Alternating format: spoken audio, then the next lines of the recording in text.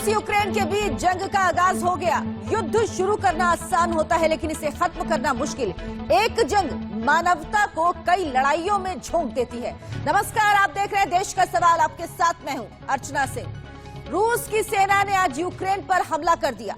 हमले से पहले रूस के राष्ट्रपति व्लादिमीर पुतिन ने कहा रूस यूक्रेन के खिलाफ सैन्य कार्रवाई करेगा, जिसके बाद रूसी सेना ने यूक्रेन पर ताबड़तोड़ हमले शुरू कर दिए। यूक्रेन के राष्ट्रपति वोलोदिमीर ज़ेलेंस्की ने यूक्रेन में मार्शल लॉ लगा दिया है। पुतिन ने भी चेतावनी दी कि अगर रूस के हमले को रोकने की कोशिश की गई तो रूस तत्काल जवाब देगा। अमेरिका के राष्ट्रपति जो बाइडेन ने यूक्रेन पर सैन्य कार्रवाई की निंदा की। बाइडेन ने कहा रूस इस युद्ध के कारण होने वाली मौतों और तबाही के लिए अकेला जिम्मेदार होगा। पूरी दुनिया में रूस की सैन्य कार्रवाई को लेकर बहस छिड़ी है। सवाल यह है, क्या रूस यूक्रेन पर कब्जा करना चाहता है या ये रूस के लिए अस्तित्व की लड़ाई भी है? रूस के हमले के आगे यूक्रेन कब तक टिकेगा?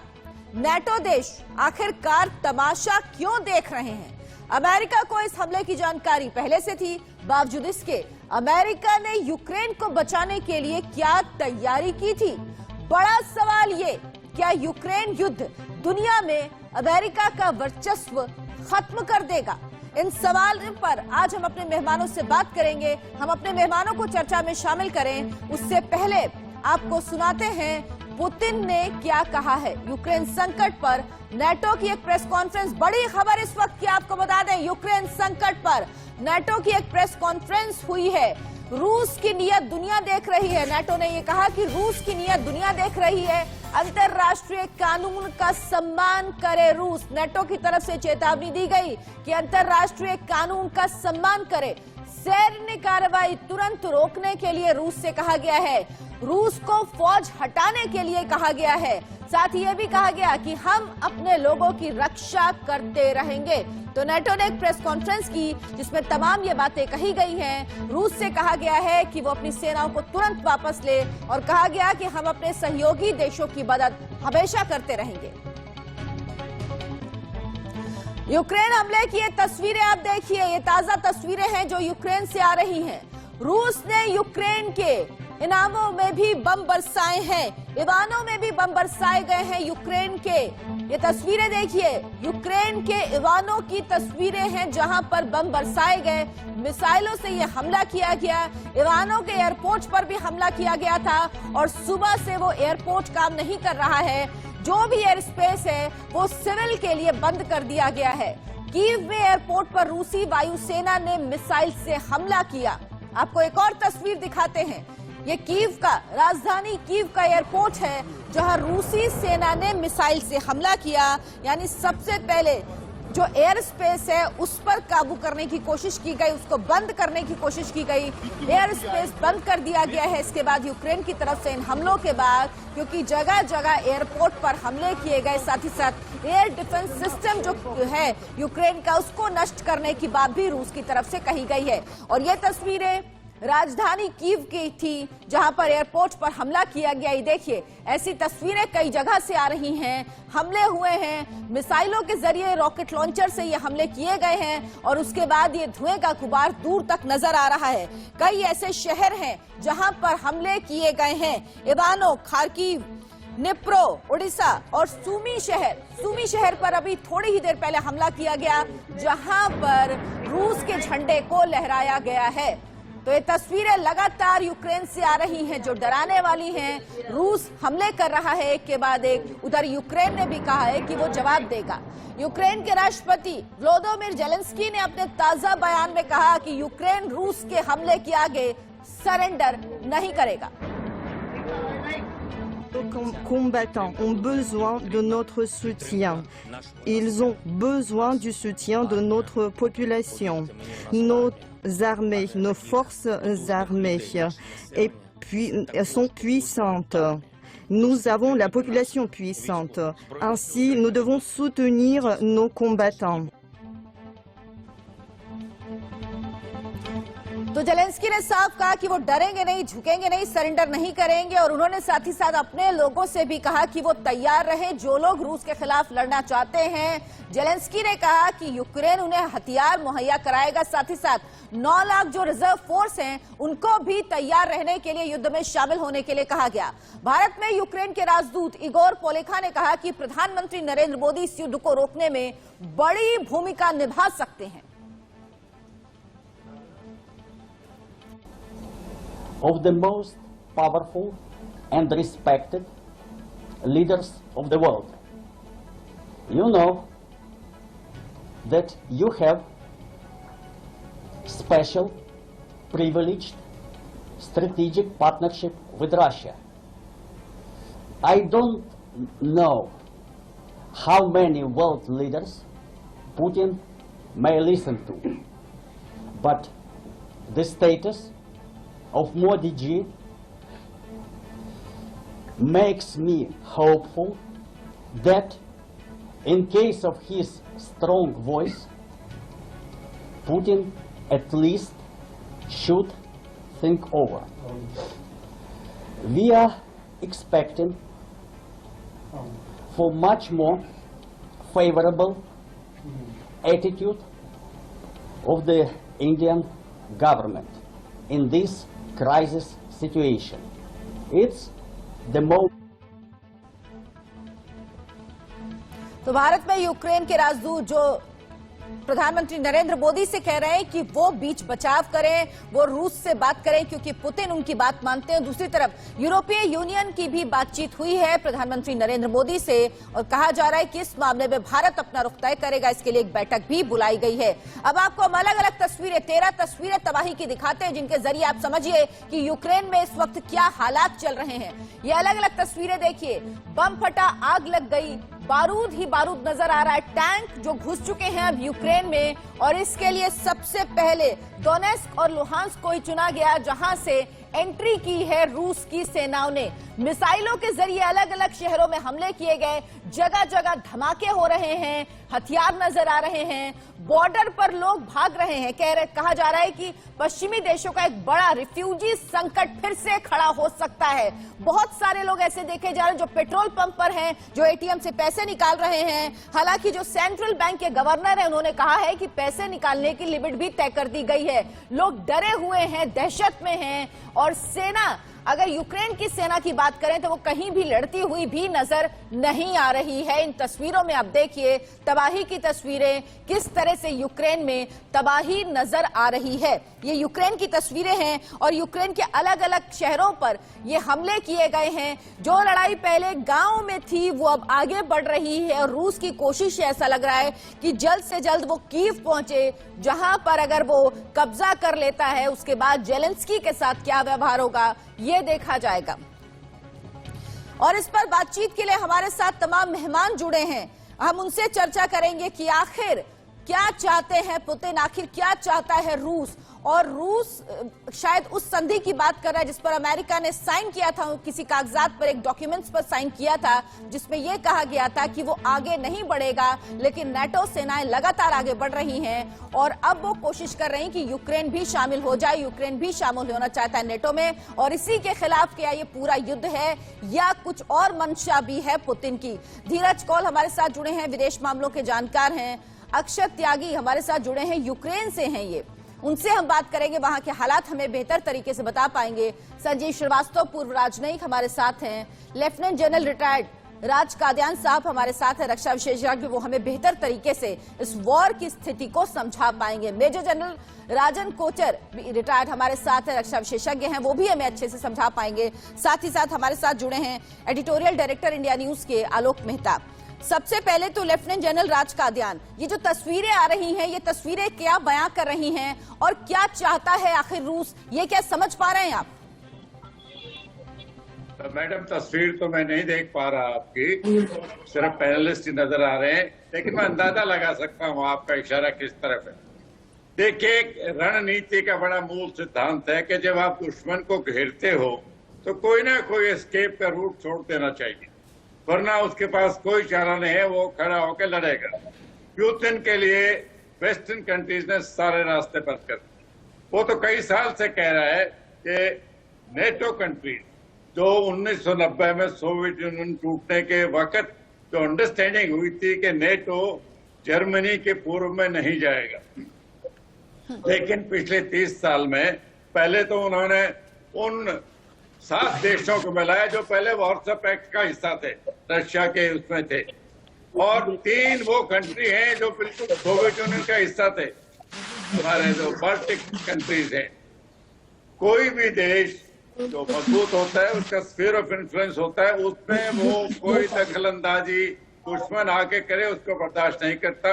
अमेरिका का एग्जाम्पल है 1962 का, जब क्यूबा में क्रुश्चेव ने मिसाइल लोकेट करना चाहे तो क्यूबा भी इंडिपेंडेंट कंट्री है, उसका तो रशिया से अमेरिका से लैंड बॉर्डर भी नहीं लगता, लेकिन अमेरिका तो न्यूक्लियर वॉर के लिए तैयार हो गया था इतना। तो अब पुतिन भी यही कह रहा है कि अभी तक जो आए हैं वो भी गलत था, लेकिन रशिया और उनके बीच में क्वेश्चन था। यूक्रेन का तो करीब 2000 किलोमीटर लंबा लैंड बॉर्डर रशिया से लगता है, तो ये तो रशिया की दहलीज पर आएंगे। अगर यूक्रेन नेटो का मेंबर बन गया तो वहां पर नेटो यही खतरा है रशिया को, इसीलिए वो नहीं चाहता कि किसी भी हाल में यूक्रेन शामिल है नेटो कंट्रीज में, क्योंकि उसकी सुरक्षा को खतरा होगा। जी, अक्षत त्यागी हमारे साथ जुड़े हैं, कादियान साहब हमारे साथ अक्षत त्यागी जुड़े हैं जो कि यूक्रेन से ही हैं, बिजनेसमैन हैं, उनसे हम समझते हैं वहां के हालात। अच्छा, अक्षत त्यागी अभी हमारे साथ नहीं जुड़े हैं, वो हमारे साथ जुड़ेंगे, यूक्रेन से हैं, उनसे हम समझेंगे कि वहां इस वक्त हालात क्या है। धीरज कौल साहब भी हमारे साथ हैं। धीरज कौल साहब, भारत की भूमिका क्या होनी चाहिए, क्योंकि जो राजदूत हैं भारत में यूक्रेन के, वो प्रधानमंत्री नरेंद्र मोदी से कह रहे हैं कि बातचीत की जाए। यूरोपीय यूनियन की तरफ से भी जो विदेश मंत्री एस जयशंकर, उनको फोन किया गया है। प्रधानमंत्री अब से कुछ देर बाद बैठक बुलाने वाले हैं। हमारी भूमिका, भारत की भूमिका क्या होगी और क्या होनी चाहिए? नमस्कार, thank you for having me on the show. देखिए, ये बहुत, India is in a very critical place right now. Straight forward नहीं है, क्योंकि रशिया के साथ बहुत पुराने टाइज हैं। 71 वॉर में रशिया ने प्रोटेक्ट किया था जब 7th फ्लीट आ रहा था, और रशिया की आई बिलीव आर्मी के 60% इक्विपमेंट पे भारत की आर्मी डिपेंडेंट है फॉर मेंटेनेंस, और काफ़ी स्ट्रॉन्ग टाइज हैं, हिस्टोरिकल टाइज हैं। On the same hand Ukraine, India के पिछले 10 साल में यूरोप के साथ बहुत अच्छे टाइज हुए हैं, अमेरिका के साथ बहुत, तो इंडिया बहुत डाइसी सिचुएशन में है, डेफिनेटली रोल प्ले कर सकता है। लेकिन जो जनरल साहब पहले बात कर रहे थे वो बिल्कुल सही बात कर रहे थे। अगर आप 94 में जाइए, 92 में चाहिए, तो नेटो के 16 मेंबर्स थे, अब 32 हो चुके हैं, और लिटवा, लाटविया, एस्टोनिया के अंदर जो नेटो का मेंबर है वहां पर भी है। और अभी जो कल सैंक्शंस अमेरिका में बाइडेन ने की, जिसकी वजह से रशियन बैंक्स के अंदर जो ट्रेडिंग की, जैसे कि शेयर बैंक, यूटीबी बैंक, बड़े बड़े बैंक हैं, ब्लैक सी बैंक, जो कि वेपनरी के ट्रेडिंग में उनके ट्रांजैक्शंस होते हैं, वो ब्लॉक हो चुका है। और जो भी यहाँ पे अमेरिका, अब कनाडा ने भी कर दिया, यूके ने भी कर दिया, जो उनके यहाँ पे इन्वेस्टमेंट्स हैं उसको सीज कर रहे हैं, इवन जापान ने कर दिया। और अभी कल जर्मनी ने जो नॉर्डस्ट्रॉम 2 था, जिसमें 9.8 बिलियन, क्योंकि मैं फाइनेंस से अटैच्ड हूँ, 9.8 बिलियन डॉलर्स की इन्वेस्टमेंट थी, उसको भी रोक दिया। 33% EU, यूरोपियन यूनियन का 33% जो गैस है वो रशिया से आता है, और विंटर में हीटिंग के लिए वो बहुत जरूरी है। 498 बिलियन डॉलर्स का 1.4 ट्रिलियन रशिया की इकोनॉमी है, जिसमें से 498 बिलियन ऑयल और गैस से आता है। अभी तक ऑयल और गैस के रेवेन्यू पे अटैक नहीं हुआ है, लेकिन आज 9 बजे की जो मीटिंग होगी पुतिन की, 9 AM वो एड्रेस करेंगे। मुझे लगता है इवन स्विफ्ट, जो कि इंटरनेशनल ट्रांजैक्शन का कोड होता है, जो अमेरिका के थ्रू पैसे चैनल होते हैं, शायद उसको भी ब्लॉक कर दे रशिया के लिए, और शायद ऑयल और गैस की सप्लाई से जो ट्रांजैक्शंस होते हैं उसको भी ब्लॉक करे और बैंकों को लाए। ये बहुत सीरियस फाइनेंशियल इंप्लीकेशंस इसके होंगे। ऑलरेडी वॉल स्ट्रीट क्रैश हो चुका है, यहाँ पे मैं स्ट्रीट से अटैच्ड हूँ, 7.5% इन्फ्लेशन है। इसके दूरगामी परिणाम अमेरिका में भी होंगे, पूरे वर्ल्ड में होंगे। आप इसके दूरगामी परिणाम होंगे पूरी दुनिया में। संजीव श्रीवास्तव जी, रशिया दावा कर रहा है कि वो इन्वेड नहीं करेगा, लेकिन वो अंदर तक घुस चुका है। क्या अब उसकी कोशिश है कि जल्द से जल्द वो कीव तक पहुंचे और वहां पर अपना कब्जा जमा ले, या वहां पर जो जेलेंस्की हैं उनको उनके पद से हटाया जाए? क्या कुछ आगे की तस्वीर आप इस वक्त देख रहे हैं? जी देखिए, एक बात बिल्कुल स्पष्ट है कि रशिया के द्वारा ये जो एक्शन लिया गया है, ये किसी भी कीमत पे इसको जस्टिफाई नहीं किया जा सकता।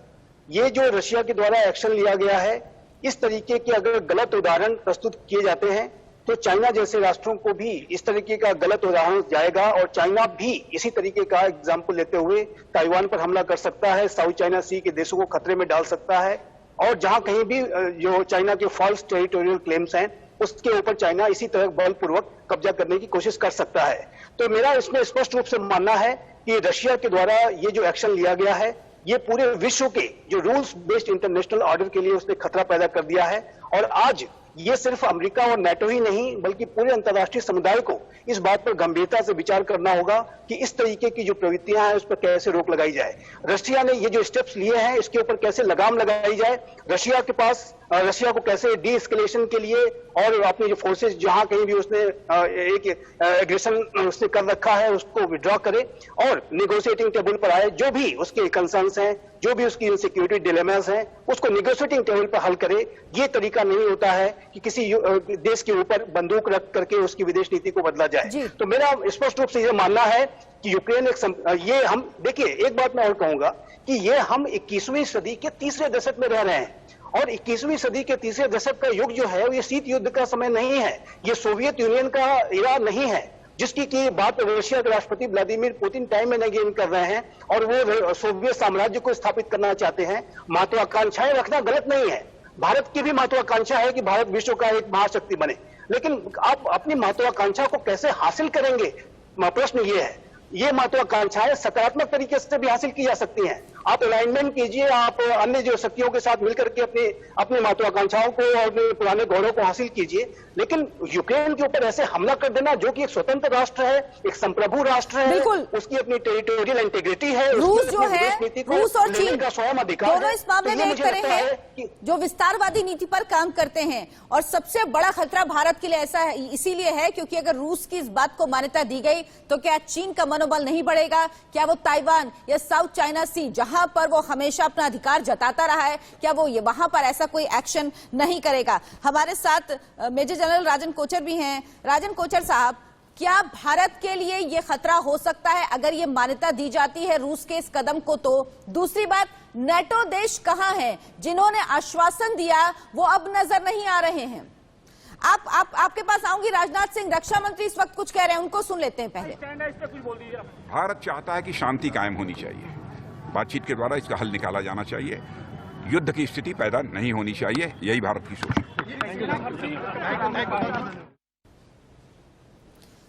जाहिर सी बात है मेजर जनरल कोचर, अभी सरकार की तरफ से कोई वक्तव्य नहीं आया इसलिए बहुत ही नपी तुली बात कही है राजनाथ सिंह ने, जिस बयान की उनसे अपेक्षा भी थी कि भारत नहीं चाहता कि युद्ध हो, युद्ध किसी बात का हल नहीं है। लेकिन जिस तरह की भूमिका नेटो देशों की रही है ऐसा लगता है जैसे युद्ध में झोंक दिया यूक्रेन को और उसके बाद खुद पीछे हो गए।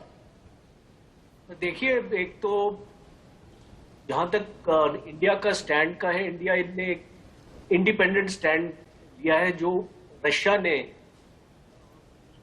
कॉम्प्लीमेंट किया इंडिया को उस स्टैंड के ऊपर, बिकॉज इंडिया अभी वेट एंड वॉच की पॉलिसी अख्तियार कर रहा है। वो कोई ऐसी स्टेटमेंट नहीं देना चाहता कि वो एक पक्ष की तरफ अपना झुकाव रखे।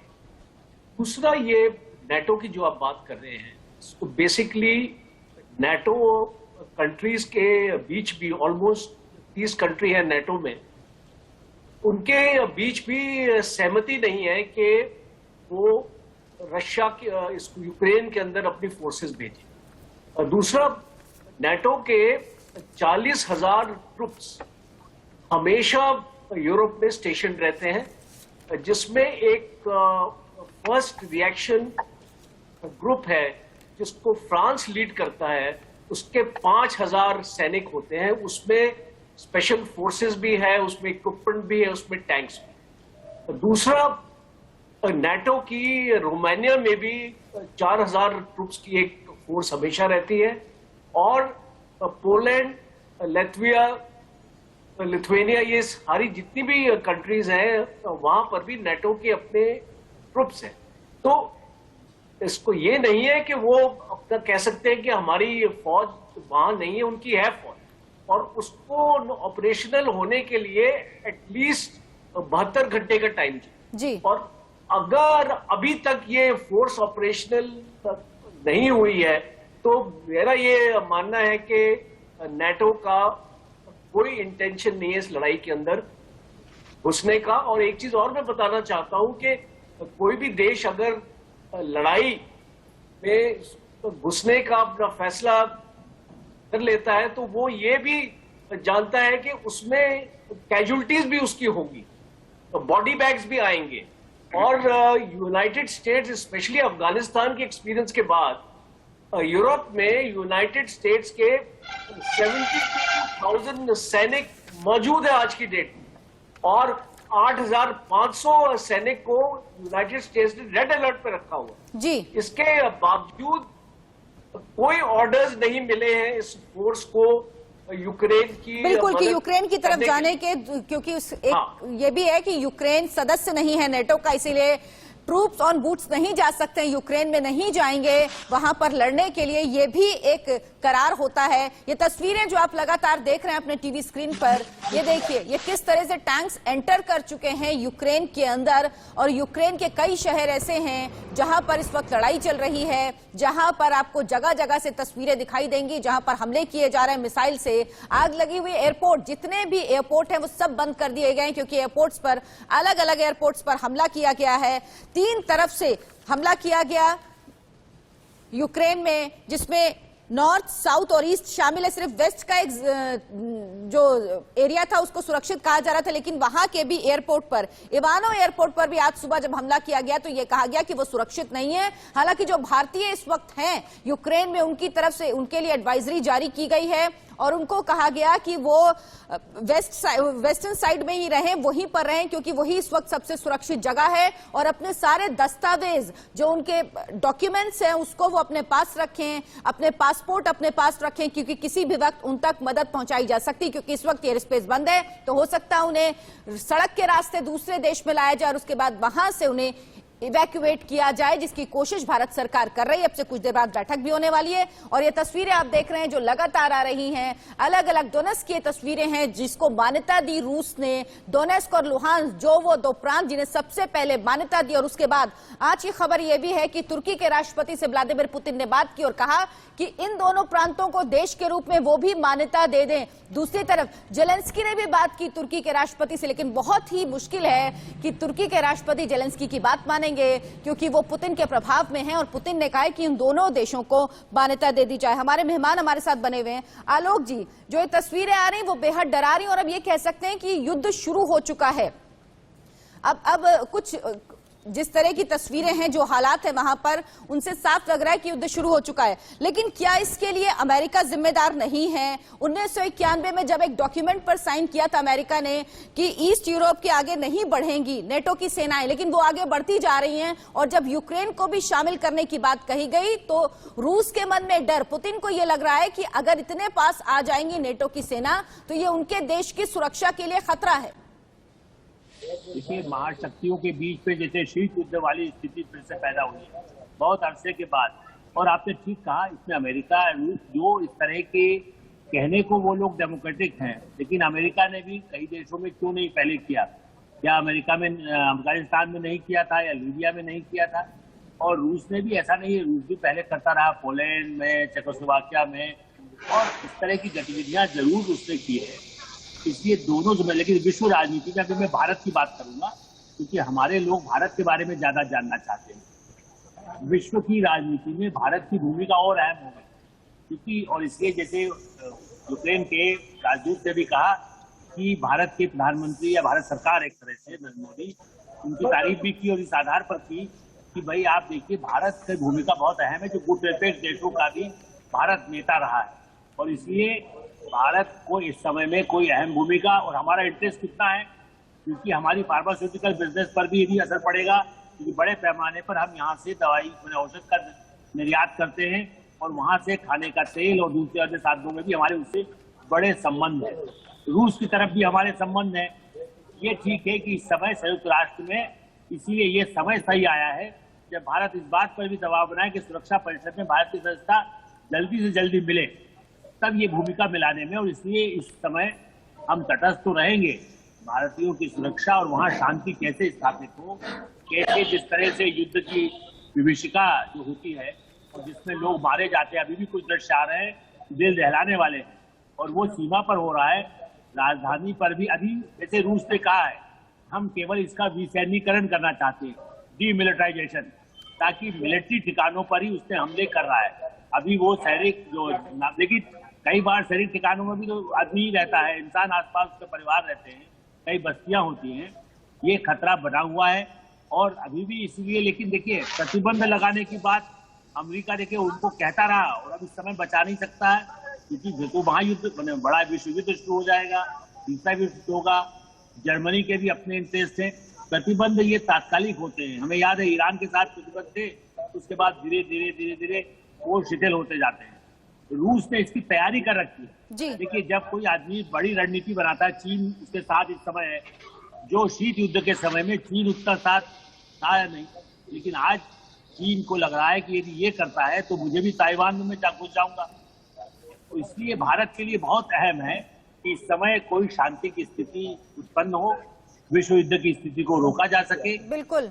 भारत चीन अभी तक जो चुप था, उसने भी अपना बयान दिया। उसने कहा है अमेरिका पर हथियारों की बिक्री का आरोप उसने लगाया। उसने कहा इसीलिए इस पूरे युद्ध को हवा दे रहा है अमेरिका।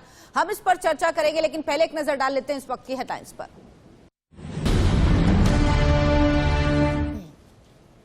बड़ी खबर, यूक्रेन संकट पर नेटो की एक प्रेस कॉन्फ्रेंस हुई है। रूस की नीयत दुनिया देख रही है। नेटो की तरफ से कहा गया कि अंतर्राष्ट्रीय कानून का सम्मान करे, रूस सैन्य कार्रवाई तुरंत रोके। रूस को फौज हटाने के लिए नेटो की तरफ से चेतावनी दी गई है। हम अपने लोगों की रक्षा करते रहेंगे, यह नेटो की तरफ से कहा गया। अंतर्राष्ट्रीय कानून का सम्मान करने की बात कही गई है। लेफ्टिनेंट जनरल कादियान, नेटो ये चेतावनी दे रहा है, प्रेस कॉन्फ्रेंस कर ये बातें कही है, लेकिन अभी तक यूक्रेन की रक्षा के लिए वो नजर नहीं आए, कहीं नेटो कंट्रीज आई नहीं है। क्या इसके पीछे वजह यह है कि यूक्रेन नेटो का सदस्य नहीं है, तो किसी भी तरह क्या नेटो मदद नहीं कर सकती यूक्रेन की? मेरा मानना है कि पुतिन एक बड़े स्ट्रॉन्ग लीडर हैं और स्ट्रॉन्ग नेशनलिस्ट हैं। ये सब बातें कि उन पर सैंक्शन लगेंगी, उनको इंटरनेशनल लॉ के खिलाफ उसको माना जाएगा, या उनको यूनाइटेड नेशन सिक्योरिटी काउंसिल में क्रिटिसाइज किया जाएगा, या नेटो चेतावनी देगा, ये उनको पहले ही पता था। लेकिन मेरा मानना है, अगर हम पिछले इतिहास 2 वर्ल्ड वॉर को देखें, सबसे ज्यादा उसका केंद्र बिंदु यूरोप था, और यूरोप नहीं चाहेगा कि वो दोबारा ऐसा कोई काम करे जिससे वर्ल्ड वॉर शुरू हो जाए। और अगर नेटो ने इंटरवीन किया, देखो नेटो हथियार दे रहा है यूक्रेन को, एम्युनिशन दे रहा है, लेकिन अगर उन्होंने बूट्स ऑन द ग्राउंड भेजे, फिर तो 3rd वर्ल्ड वॉर की शुरुआत है। पुतिन ने अपना इरादा साफ कर दिया है कि वो रशिया के हितों के साथ कोई समझौता नहीं करेंगे, और उनका यूक्रेन का नेटो में जाना उनके हित में है, ये तो पहले ही कह चुके हैं। मैं समझता हूं वेस्ट के पास सिवाय सैंक्शन के और कोई उनके तर्कश में भी तीर नहीं है।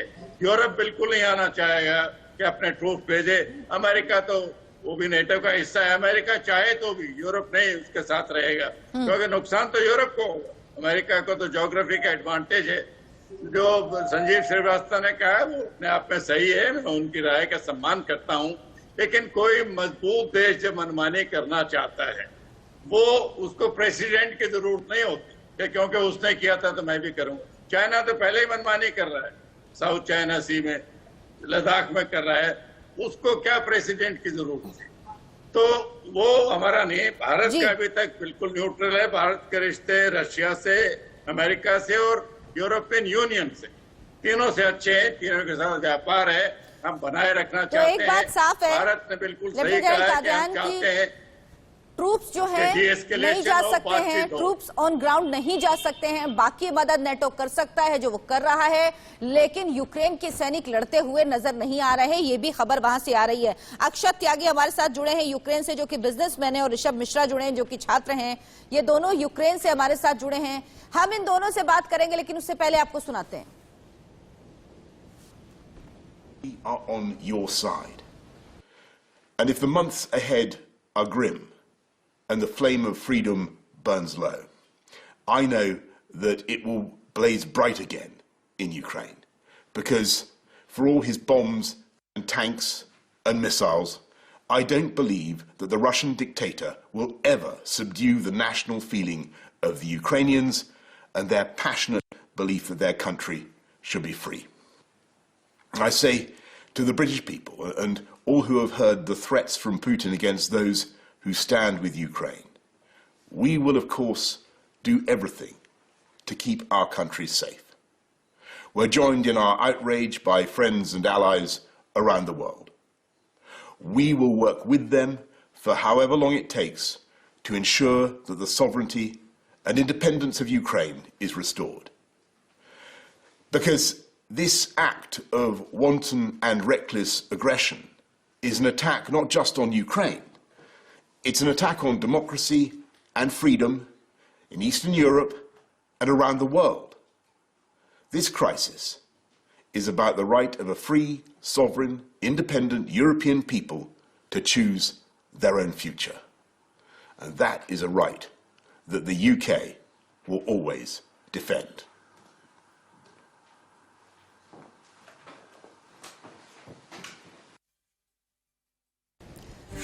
यूनाइटेड किंगडम के प्रधानमंत्री बोरिस जॉनसन, जिन्होंने कहा हम यूक्रेन के साथ खड़े हैं, रूस की कार्रवाई बर्बरतापूर्ण है, पुतिन रूस के तानाशाह हैं और हम यूक्रेन की संप्रभुता को नष्ट नहीं होने देंगे। ये बातें कही गई बोरिस जॉनसन की तरफ से।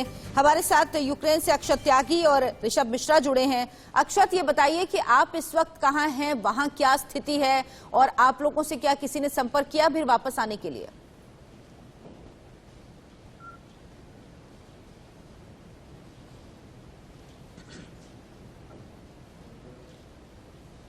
जी, हमसे पूछा जा रहा है या कि? जी जी अक्षत।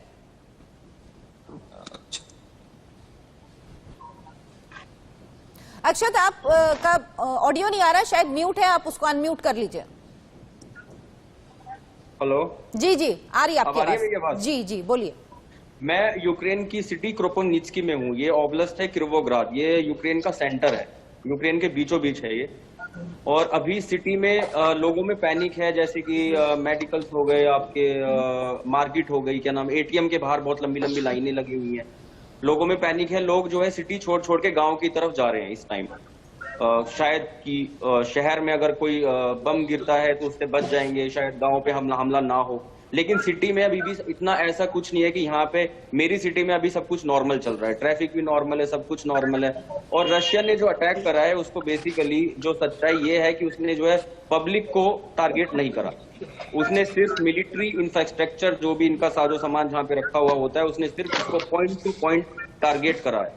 ये मान के चलिए कि अगर उससे सटा हुआ भी कोई घर है उसको भी कोई नुकसान नहीं हुआ, सिर्फ पॉइंट टू पॉइंट। अभी सुबह जब मैं सुबह उठा था तो यहाँ पे प्लेन्स की आवाज आ रही थी बहुत तेज तेज, शायद रशियन थे या यूक्रेनियन थे, ये हम नहीं जानते। लेकिन मेरे शहर से 150 किलोमीटर दूर तुमान में उन्होंने हमला करा है, वो भी सिर्फ मिलिट्री इंफ्रास्ट्रक्चर पे ही करा है। लोगों में काफी डर है, लेकिन यहाँ पे लोग ऐसा कह रहे हैं कि शायद शाम तक रशिया जो है कीव आ जाए। ये कॉमन लोगों की यहाँ पे सब यही कह रहे हैं कि शाम तक शायद कीव आ जाएगा। अच्छा ठीक है। और आप क्या वापस आने के लिए आपने बात की है, आपकी बात हुई है वहां पर? नहीं, मैंने वापस आने की कोई बात नहीं करी, क्योंकि मैं तो यहाँ पे फैमिली के साथ ही रहता हूँ, मेरी वाइफ यहीं की है। अच्छा ठीक है। ऋषभ मिश्रा है हमारे साथ। ऋषभ, ये बताइए कि आप इस वक्त कहां पर हैं और इस वक्त वहां क्या हालात हैं? जी, सबसे पहले आप सबको नमस्कार। हम टर्नोपिल में हैं, जो कि वेस्ट साइड में पड़ती है, ठीक है। अभी तक जो इन्फॉर्मेशन था कि वेस्ट साइड सेफेस्ट है, जो कि अब नहीं रहा। यहाँ से मात्र 140 किलोमीटर दूर इवानोव एक जगह है, वहां के एयरपोर्ट के नजदीक हमला हुआ। हाथ जोड़ गुजारिश है आप सबसे, कृपया करके गवर्नमेंट को कहिए कि हम लोग यहाँ से निकाल, क्योंकि हालात बहुत खराब हो रहे हैं। पेरेंट्स बहुत चिंतित हैं। जब आपके पास फ्लाइट नहीं है, मेरे पास पैसा है, 1 लाख रुपए देने का पैसा है मेरे पास, मेरे फ्लाइट नहीं है मेरे पास जाने के लिए। और ये सिर्फ मेरी हालत नहीं है, इस सिटी में 2000 स्टूडेंट हैं, पूरे यूक्रेन में 20,000 स्टूडेंट हैं। रिक्वेस्ट है, प्लीज यहाँ से निकालिए हम लोगों को कैसे भी करके। ऋषभ, यहाँ मार्केट में ऋषभ, एक एडवाइजरी भी जारी की गई जिसमें यही कहा गया है कि आप लोग वेस्ट में ही हैं, कि वेस्ट में रहें, अपने सारे डॉक्यूमेंट्स अपने साथ रखें, अपने पासपोर्ट, बाकी भी डॉक्यूमेंट्स, और आप लोगों को जल्दी वहां से इवैक्यूएट किया जाएगा, शायद सड़क के रास्ते पहले लाया जाए क्योंकि एयर स्पेस पूरा बंद है। तो हम ये उम्मीद करते हैं कि जल्द से जल्द आप लोगों को वहां से निकाला जाएगा, और हम भी अपनी तरफ से कोशिश करेंगे कि अथॉरिटीज तक आपकी बात पहुंचा पाए ताकि आप लोगों तक मदद जल्द से जल्द पहुंचे। आपका नंबर हमारे पास है, हम कार्यक्रम के बाद भी आपसे संपर्क करेंगे और कोशिश करेंगे कि आप तक मदद पहुंच पाए, जानकारी पहुंच पाए। क्या आपकी बात हुई है अभी अथॉरिटीज से? हमारी बात इंडियन एम्बेसी से हो रही है, मगर उनका कहना है कि आप वेस्ट साइड में हैं तो आप सेफ हैं। ऐसी कोई बात नहीं है। पूरे यूक्रेन के जितने भी स्टूडेंट्स हैं, अभी उनके घर वालों की हालत, आप जाकर के उनसे उनका इंटरव्यू लीजिए। परेशान है वो चाहते हैं किसी भी पल, कोई नहीं जानता है कहां पर क्या हो जाएगा। इसलिए रिक्वेस्ट है, प्लीज हम लोग यहाँ से निकालिए। गवर्नमेंट बिल्कुल ऋषभ, आप जिस हालात में हैं समझा जा सकता है कि वाकई जो स्थिति है वहां पर, और उम्मीद करते हैं जल्द से जल्द मदद आप तक पहुंचेगी। धीरज कौल साहब, ये सब तस्वीर आप किस तरह से देख रहे हैं? क्या स्टेप बाय स्टेप एस्केलेट करेगा इसको रशिया, और वो कीव जल्द से जल्द पहुंचेगा? देखिए, अभी तक जो हम लोग समझ पा रहे हैं यहाँ पर कि जो रशिया का प्राइम ऑब्जेक्टिव था वो डोनेस्क और लुगान्स, जहाँ पे रशियन ओरिजिन के लोग हैं, उसको लेना, और डॉनबास को भी लेना। मुझे ऐसा एंटिसिपेटेड है कि वो डेफिनेटली डॉनबास तक घुसेगा, लेगा। कीव को शायद रिटेन न कर पाए। कीव में 3.3 मिलियन लोग के करीब हैं, ज्यादा देर वहां पे उसको वो रिटेन नहीं कर पाएगा। और एक और जरूरी बात यह है कि अमेरिका ने $1 बिलियन अभी रिसेंटली सैंक्शन किए हैं यूज के लिए। हमारे 80,000 सोल्जर्स यूरोप में हैं, और तकरीबन 9,000 पोलैंड में जो कॉमन ड्रिल्स कर रहे हैं, और अभी 5,000 सोल्जर्स अभी एक्टिव हैं, ready to go in if any NATO countries attack. ठीक है, आप कह रहे हैं सब तैयारियां हैं। संजीव श्रीवास्तव जी, समय हमारे पास थोड़ा कम है। संजीव श्रीवास्तव जी, क्या रशिया की कोशिश है जल्द से जल्द कीव पहुंचने की और वहां पर जेलेंस्की को हटाने की? देखिए, ये बात बिल्कुल स्पष्ट है कि राष्ट्रपति पुतिन यूक्रेन को अपने पूरे प्रभाव में लेना चाहते हैं, और यूक्रेन पर हमला करके इस तरीके के एक जो है मैन्युफैक्चर्ड जो क्राइसिस उन्होंने खड़ी की, उसको करके वो यूक्रेन को अपनी जद में लेना चाहते हैं। और उसको उन्होंने नेटो के एक्सपेंशन से जोड़ के बड़े ही खुलेआम तरीके से कह दिया कि यूक्रेन को की स्थितियां तभी नॉर्मल होंगी जब नेटो इस बात को लिखित तरीके से देगा कि यूक्रेन को उसमें शामिल नहीं किया जाएगा, नेटो में शामिल नहीं किया जाएगा। तो उनकी मंशा तो बहुत स्पष्ट है, वो पूरे यूक्रेन को अपने कंट्रोल में रखना चाहते हैं।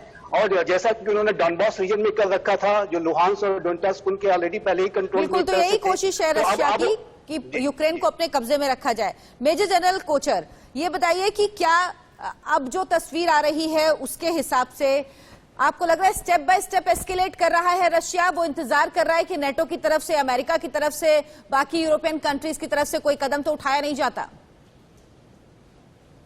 देखिए, ये जब ये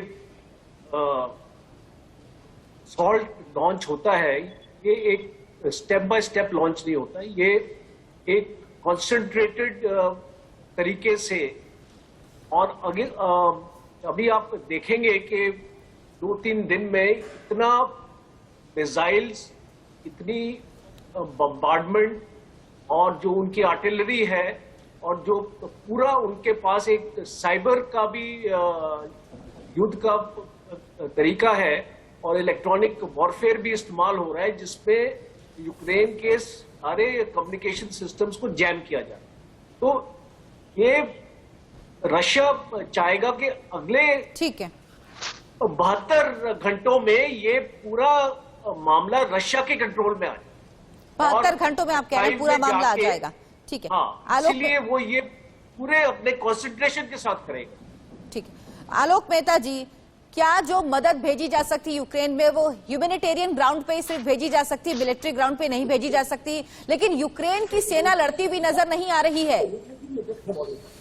देखिए, इसमें कोई शक नहीं, भारत जो है, खास करके अभी जैसे भारतीय ने अपेक्षा की है कि भारत सरकार मदद करे, पहले तो हम लोग उसी तरह की मदद कर सकते हैं। वैसे पीस कीपिंग फोर्सेस जाता है, लेकिन उस स्थिति में जाता है जहां बड़ी शांति कायम करने के लिए और भी फोर्सेज हों। मुझे लगता है अभी वो वक्त नहीं आया है। अभी पहले भारतीयों को, या जो भी वहां पर जो नागरिक है, जिन इलाकों में खतरा है, पहले भारत की प्रायोरिटी जनरल वीके सिंह पहले भी कई देशों में इस तरह की जब स्थितियां आई, कोरोना काल में भी उन्होंने किया। तो भारत सरकार लगातार समीक्षा कर रही है, प्रधानमंत्री बैठक करने जा रहे हैं, इसलिए जो अपने साथ जुड़े हुए हैं भारतीय, उनको भी हम यही कहना चाहेंगे कि हमारे चैनल के माध्यम से और भी अन्य माध्यमों से सरकार के पास भी बात पहुंच रही है और जल्दी से जल्दी, जैसा आपने कहा था, सहायता पहुंचाने की कोशिश हो रही है। लेकिन हाँ, सैन्य मामलों में भारत अभी कहीं कोई हस्तक्षेप नहीं कर सकता और न ही करना चाहिए नेटो को, बल्कि किसी तरह शांति स्थापना की कोशिश के लिए भारत हर संभव सबसे अपील करता रहेगा। बाकी ये दोनों देशों के बीच का मामला है, वो निपटेंगे। बिल्कुल, क्योंकि अगर भारत इसमें इंटरवीन करेगा तो कश्मीर का मामला, जो वो कहता है द्विपक्षीय मामला है हमारे और पाकिस्तान के बीच का, उसमें कोई तीसरा दखल नहीं दे सकता। जब डोनाल्ड ट्रंप ने कहा था दखल देने के लिए, भारत ने साफ इनकार कर दिया था। उसी तरह का मामला ये, इसलिए भारत सीधे दखल नहीं देगा। हाँ, शांति की अपील या किसी और तरह की मदद की चीजें हो सकती हैं। हालांकि बैठक जो प्रधानमंत्री करने वाले हैं उसके बाद स्थितियां काफी कुछ साफ होंगी। ऋषभ, हम उम्मीद करते हैं कि आप जल्द से जल्द भारत आ जाए, मदद पहुंचे आप तक, और हम अपनी तरफ से भी कोशिश करेंगे। आप सब मेहमानों का हमारे साथ इस चर्चा में जुड़ने के लिए बहुत बहुत धन्यवाद। हम एक ब्रेक के लिए रुकेंगे, लेकिन ब्रेक से पहले देख लेते हैं इस वक्त की